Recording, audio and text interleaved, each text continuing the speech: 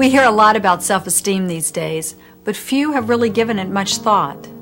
To have self-esteem, we must be able to reach inside, see a new possibility, and then allow that inner vision to act upon the world we live in.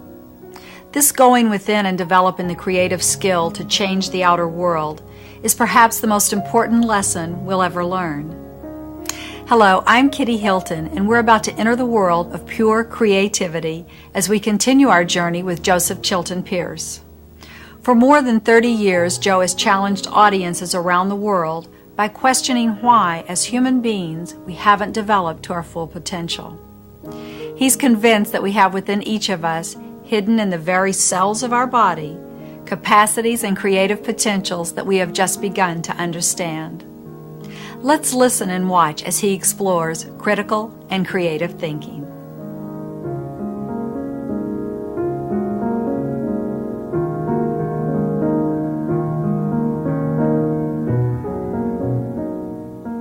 Piaget spoke of all of development from birth on through age 15 as a slow movement from the concrete to the abstract. Piaget would have been delighted with MacLean's triune nature. We move from that which is purely sensory motor, our physical world presented through the reptilian structure, on up and up until finally we're in the realm of pure thought itself. And of course that's what the whole first 15 years are about, to move into a realm of objective pure thought. Now, formal operational thinking opens about age 11. We had concrete operational thinking opening about age 7. And I'm using those Piagetian terms even though we have to qualify them all the time. And the same thing with formal operational thinking. Boy, when you talk about critical thinking, that really comes in when formal operations unfolds. All of a sudden, anything and everything is not equally valid to that child. Why they see lots of things as absolutely not valid at all and should not be. This sense of righteousness, this sense of justice, these high ideals began to manifest in the child's mind. Where do they come from? Well, they just arrive full-blown with this age because we're activating this highest evolutionary structure of the mind now. Not activating it, we're focusing on it for its development. There's a difference. It's always been active, but now we're going to develop it fully. And at this point, Piaget spoke of our ability to operate on the brain's own functions. We can operate on mind's own processes. We've been operating on the physical world.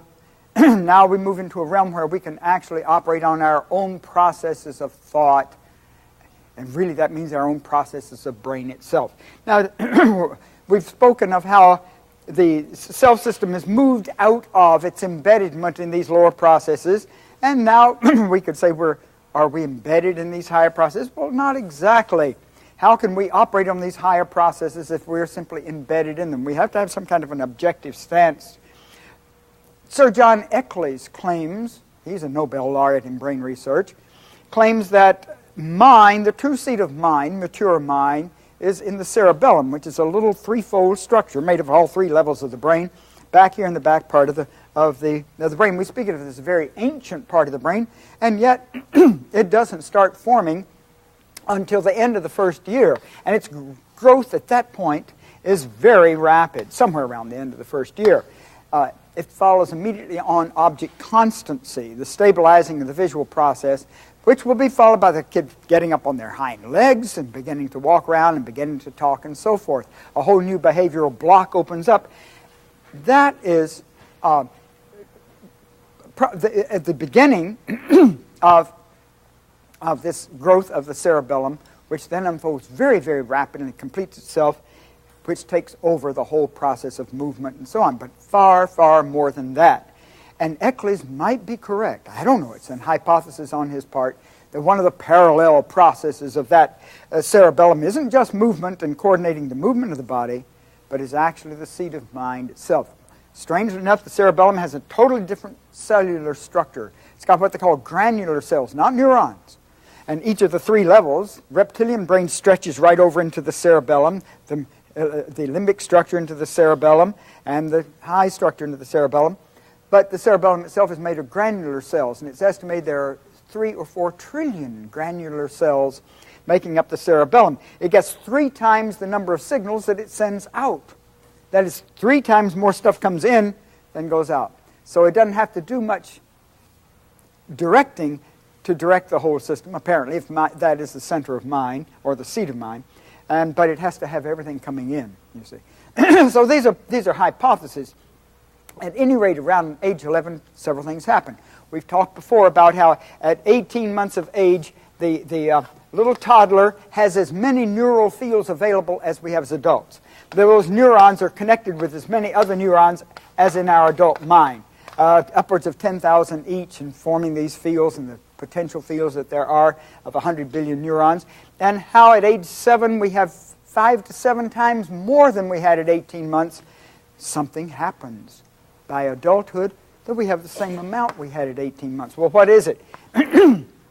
Well, the most recent research I've been able to come across is that around age 11 to 12, the brain releases a chemical which dissolves all unmyelinated and undeveloped, unutilized neural structures. Now, does this mean, you understand that any neurons connected with some 10,000 others and indirectly with millions of others, forming all these different fields, and a neural field can operate on many different levels at the same time.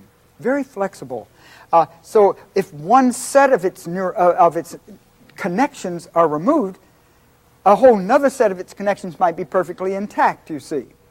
And so one aspect of a neural field might be removed because it hasn't been developed, but other aspects of it will remain the same. So we have the neuron count probably stable, while the dendritic axon count changes dramatically. And that's what happens at age 11. It's probably dendrites and axons that are removed at that point, and possibly even a cleanup of glial cells.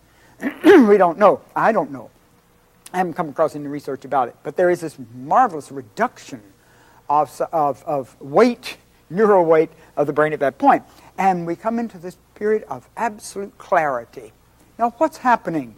Well, the 11, 12-year-old does not believe that any and all things are equally valid. They don't think that all things are equally possible to them. They could not follow, probably, a model in anything and everything, you see. What would be the limitation? Well, the neural fields that are left solid and stable and intact are those that have been developed throughout this entire time. That apparently is what happens. So they no longer have an infinitely open structure, but the system has pretty well closed according to the culture in which that child was brought up. And at this point of closure of possibility, now is this destructive or anything? No. It's simply you have to bring the house to order. You couldn't teach chemistry to the little child who believes anything and everything are equally valid, because they're just not going to be able to understand the restrictiveness of the system, how exclusive it is, or mathematics or anything else in a higher sense. So we bring the house to order, and then the child is ready for a culture's body of knowledge. You remember we were talking about child play, and the difference between child play from 7 to 11, in which, as Bettelheim said, put the child in a rigid rule situation, and they'll cheat if they can. Because all it counts is me winning. If you put me in a win-lose situation, the 7 to 11-year-old says, well, there's one thing, I'm going to win. All things being equally valid, my winning is certainly equally valid to my losing, and I'm going to win. Now, at age 11, suddenly we become painfully aware of rules and regulations, see, and justice and rightness. And the difference is in the fact that we've cleaned up the house and brought it to order. Now the child can deal with the structure of knowledge. Why do you bring it to order? You'll see that in play again. Here, instead of the wide open play and make-believe where everything changes all the time, very fluid, very relaxed, a lot of fun, the young person becomes very much involved in rigid rules and regulations. I talked about how out on the sandlot we spent half our time arguing. You're not being fair. I was out, you were not, and so on and so forth. Hammering out our giving up of this absolute freedom we had on behalf of a social group, and how a social group organizes and manages to get along together.